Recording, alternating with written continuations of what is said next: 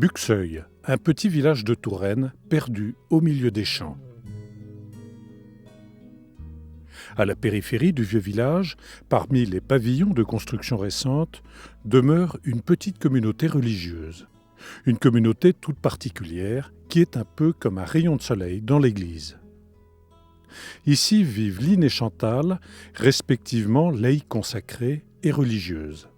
Avec elles, 4 jeunes filles atteintes de trisomie 21.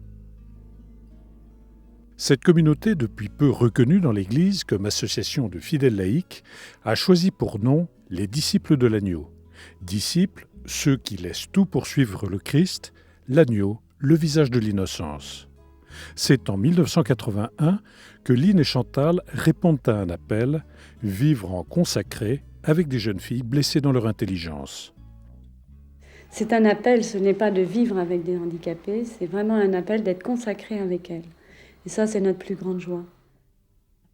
Véronique, 25 ans, arrive la première en 1984, après avoir entendu, au-dedans d'elle-même, un appel du Christ. C'était au sport d'hiver.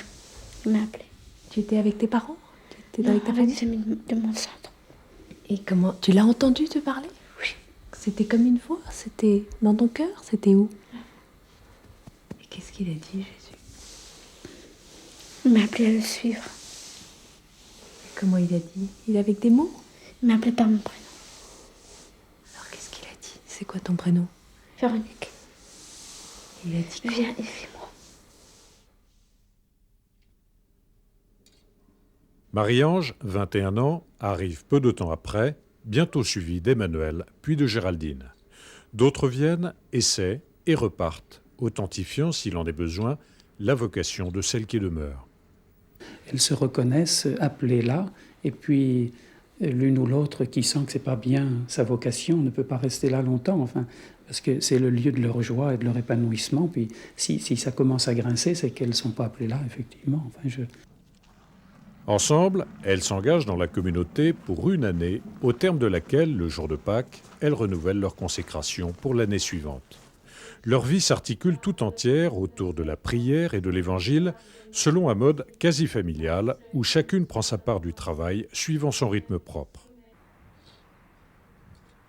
Emmanuel s'occupe du jardin, tandis que dans la cuisine avec Chantal, Véronique, Marie-Ange et Géraldine s'activent. L'après-midi, aux travaux domestiques, succèdent les divers travaux en atelier qui permettent la fabrication d'objets d'artisanat divers destinés à la vente. Une amie des environs, Madame Larcher, elle-même mère d'une jeune trisomique, vient les aider aux ateliers plusieurs fois par semaine. C'est quoi ces fleurs? De la joie. Des fleurs? De la joie. Des fleurs de la joie. Pourquoi on les appelle comme ça? Pour qu'on est les témoins de Jésus.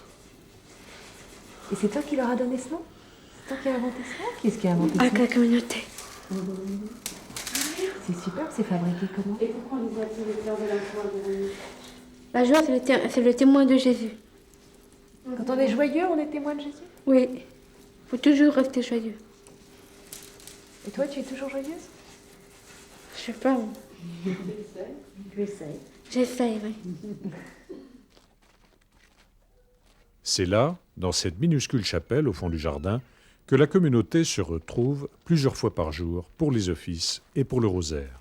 Seule, la messe quotidienne a lieu à l'église paroissiale, une occasion pour elle de porter témoignage à l'extérieur.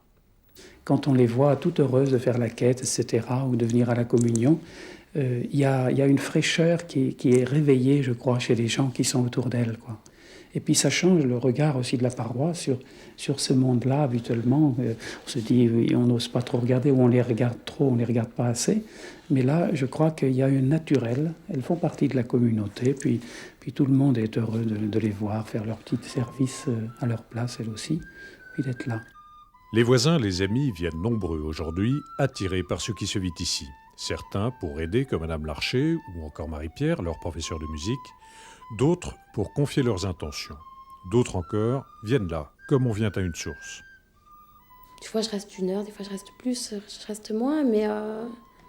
Non, mais ça n'a pas besoin d'être très compliqué. Je crois que c'est là, je disais, le retour aux choses essentielles, c'est des choses toutes simples, qui sont pas spécialement du domaine du verbal, mais on vous dit bonjour, c'est un vrai bonjour, et s'il y en a un au moins dans la semaine, ça fait du bien.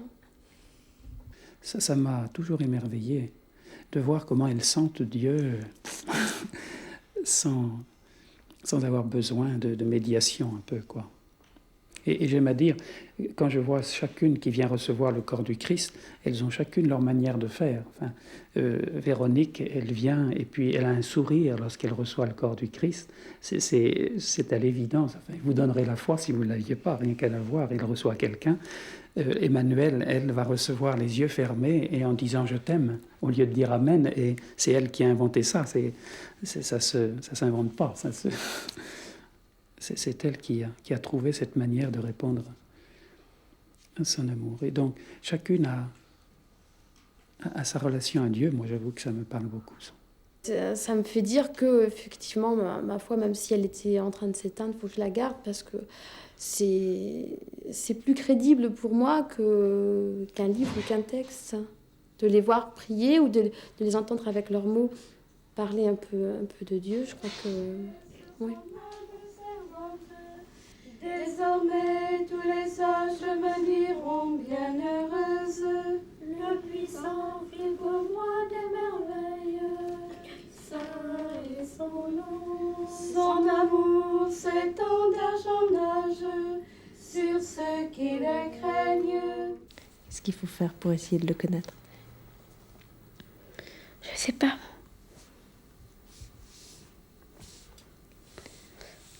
Il suffit de regarder vers le sourire. Vers le sourire. Vers le sourire. Il faut sourire? Il faut sourire pour connaître Jésus. Il faut sourire pour reconnaître Jésus. Témoignage vivant pour tous ceux qu'elle rencontre, ces jeunes filles voient chacun avec le cœur. Un regard qui agit comme un révélateur. Moi, j'ai le sentiment qu'elles voient que je suis prêtre, enfin, et puis que je suis un peu comme le signe de la présence de Jésus au milieu d'elles. Alors, elles sont très affectueuses, elles sont comme si elles avaient Jésus qui venait. Alors, je ne me prends pas pour Jésus, mais je sais que je suis sacrement de sa présence, hein, c'est son problème à lui, c'est pas le mien. Et donc, c'est très beau de voir comment elles reconnaissent ça instinctivement. Et puis... Quand moi je me laisse parler à l'Église aussi, en n'ayant pas d'abord un schéma intellectuel, mais une fidélité à la parole de Dieu, puis à l'Esprit Saint en moi, elles disent « mais ça me parle ce que vous dites, parce que c'est tout simple », et elles comprennent. Alors pour moi c'est une signature, quand elles me disent qu'elles ont compris ce que je dis, alors je dis « ça va, c'était de Dieu ». Récente, la communauté des disciples de l'agneau est appelée à grandir avec ses deux vocations particulières et complémentaires, car sa place dans l'Église est essentielle.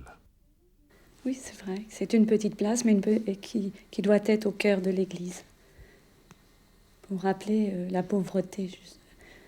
Je dis souvent, c'est une bonne nouvelle pour l'Église, l'existence d'une telle petite communauté, parce que ça veut dire qu'il n'y a pas seulement que les gens qui ont tous leurs moyens reconnus humainement partout, qui sont accessibles à Dieu, quoi. Mais c'est aussi des gens qui peuvent avoir un handicap de quelque ordre que ce soit, quoi.